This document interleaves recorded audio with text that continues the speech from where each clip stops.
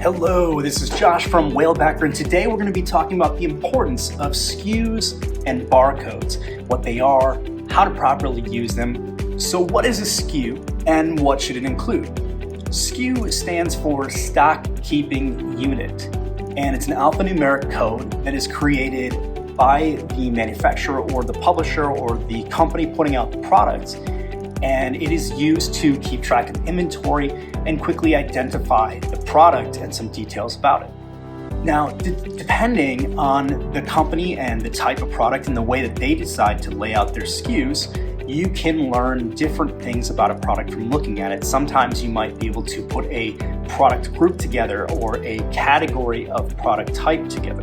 Now, these SKUs will come in handy beyond your own purposes, although for the most part, it is for your own purposes, and that is why there is no particular format for laying out a SKU. It's individual to each company.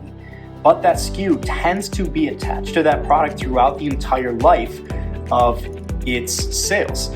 So that means that distributors will use that SKU. That means that your warehouse will use that SKU. That means that even retailers may end up using that SKU in their point of sale systems. Now, for that reason, a SKU should always be in a place that's easy to locate on the product. Now, in the case of a book like this, it tends to be on the back cover somewhere near the barcode.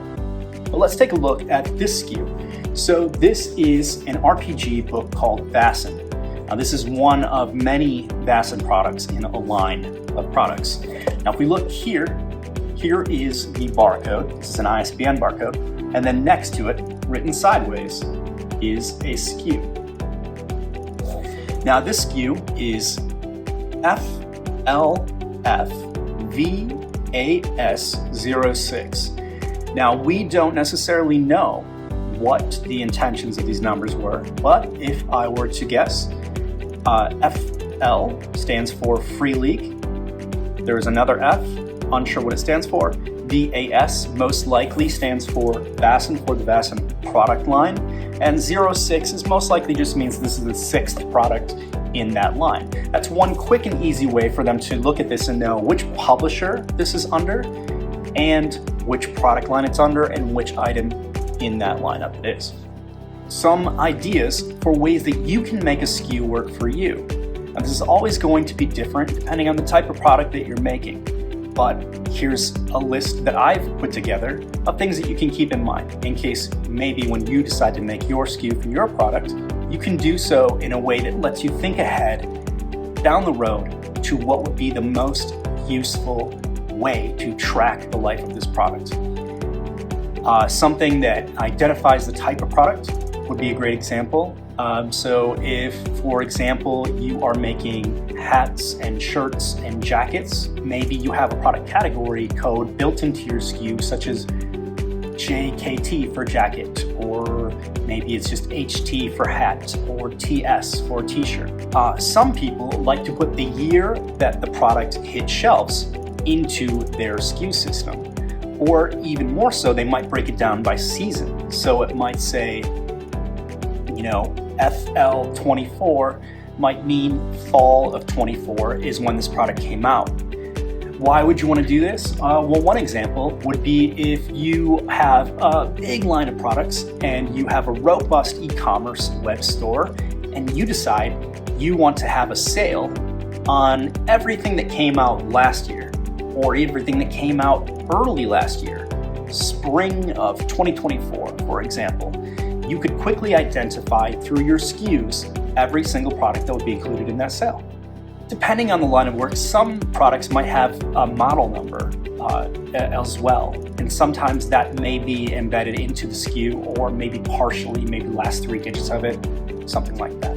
If you have multiple brands or you're an umbrella company with multiple publishing companies within it, etc., you might want to include that brand name or that publishing company name. Vaesen was a great example. We saw the FL in it, which stands for Free League, the publisher.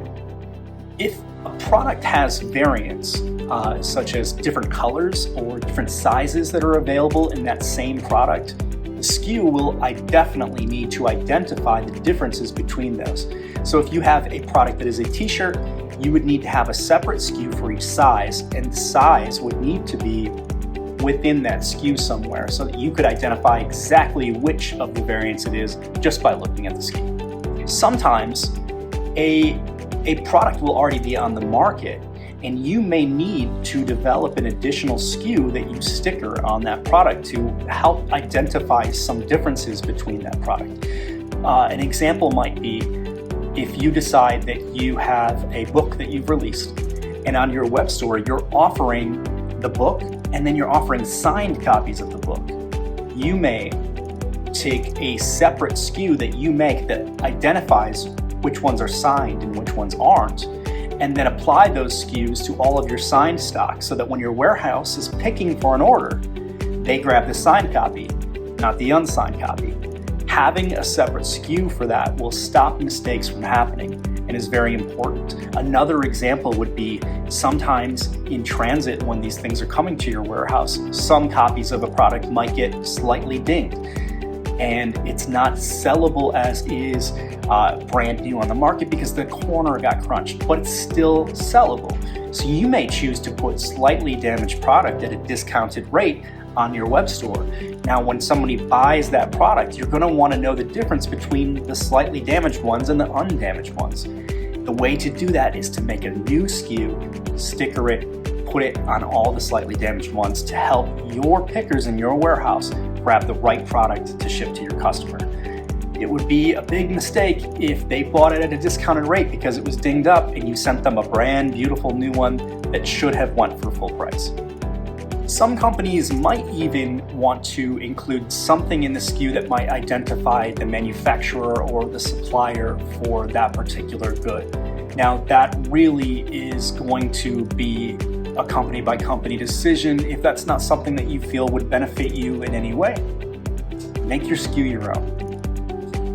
Now let's talk about UPCs. What is the difference between a SKU and a UPC? Now, a SKU is something that is created internally, in-house, and a UPC is something that is purchased.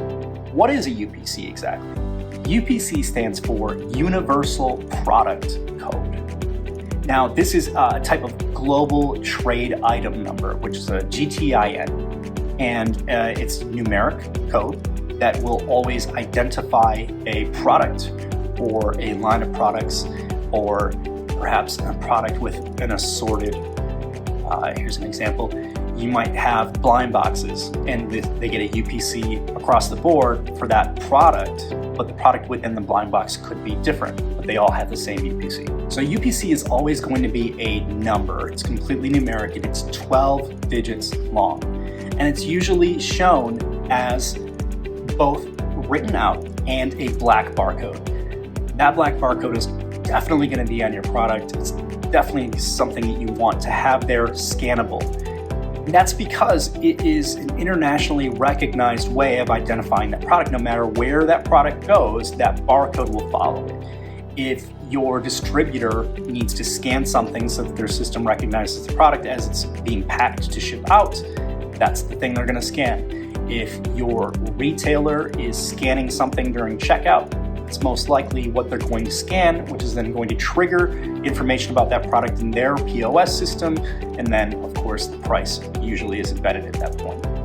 There is a second type of UPC called a UPCE. This is simply a shortened version that's only 8 numbers long. This is usually reserved for very small products that just don't have a lot of room.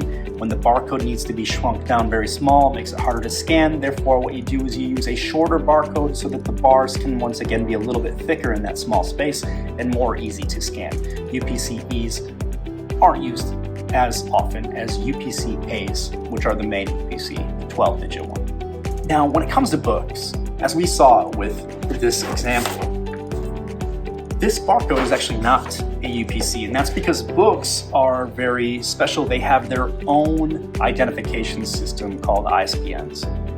But periodicals are not considered books. What is a periodical? A periodical is something like a comic book that is an ongoing series that continues to put out smaller versions of a story. A magazine is also a periodical. It comes out on a regular schedule. So in that case, those use a UPC. Here I have a comic book right here, Murder by Mail, issue 1. And you can see this is a 12-digit barcode.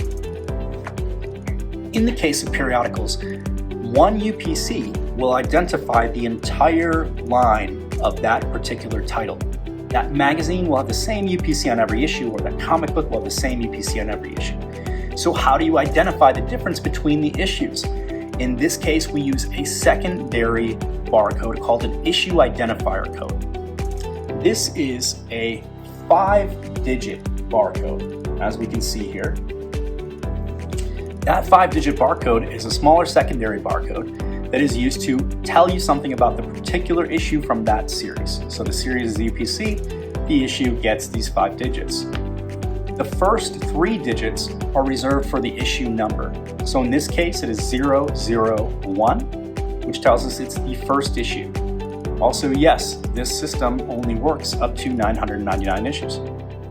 Now the fourth number, that represents what cover it is. Sometimes periodicals will come out with multiple covers.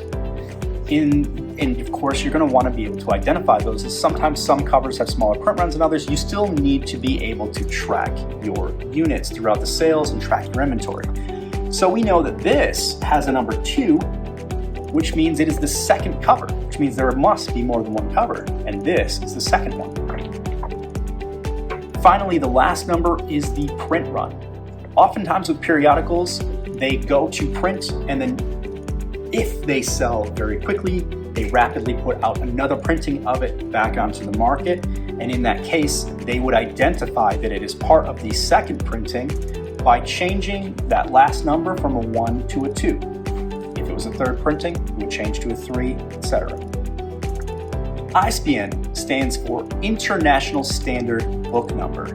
Now, this is a 13-digit long numerical code that is used specifically for text-based publications that are not periodicals. Here I have this graphic novel called The Damnation of Charlie Wormwood, and we will look at the back and see here that it is using an ISBN. We see the barcode for it, and we see that it has 13-digit number printed above it. ISBNs are much like UPCs in that they are purchased and they are internationally recognized. And what this will do is it will help you identify all sorts of information about a publication and its specific edition, all the people who worked on it, the page count, the MSRP, loads of information is embedded in that one little code. And this is going to help booksellers and distributors and libraries all around the world.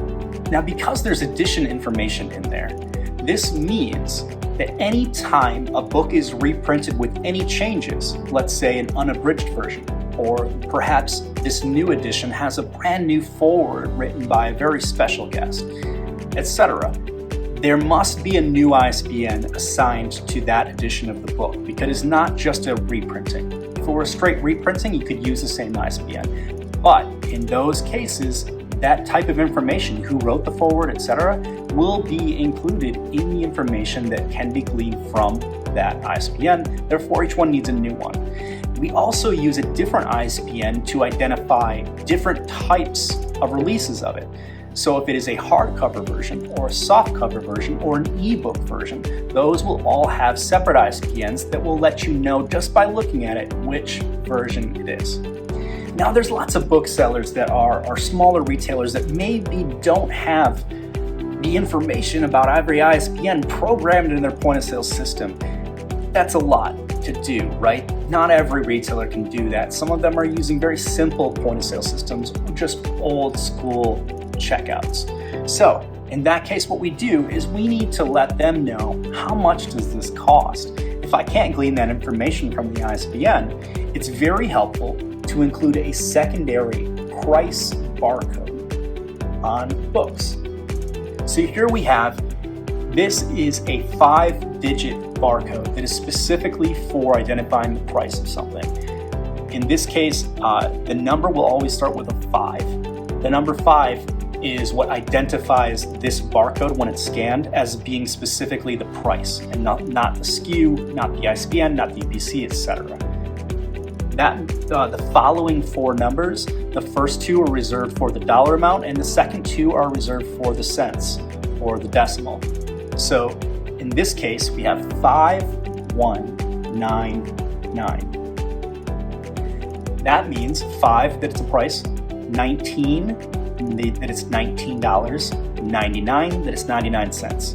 Yes, that also means that this type of barcode, it only works for products that are under $100. It goes up to $99.99 as the maximum that works for this type of barcode. But that is the most common one that you will find accompanying an ISBN on books and graphic novels, and RPG books, and other types of publications. We hope this has been informative. We hope this gets you churning with ideas and making sure that you know which barcodes your product is going to need and how best to start setting up your SKUs. Keep in mind, if this is a small independent product that you only plan to sell in your own web store and you don't think you'll need a SKU and you don't think you'll even need any kind of barcodes, think bigger. Err on the side of caution. Err on the side of success. That product might blow up. That product might find distribution. That product might find its way to stores if it has been designed in a way to make sure it is eligible to do so. And this video gave you all the information to make sure it is. Hope it helps.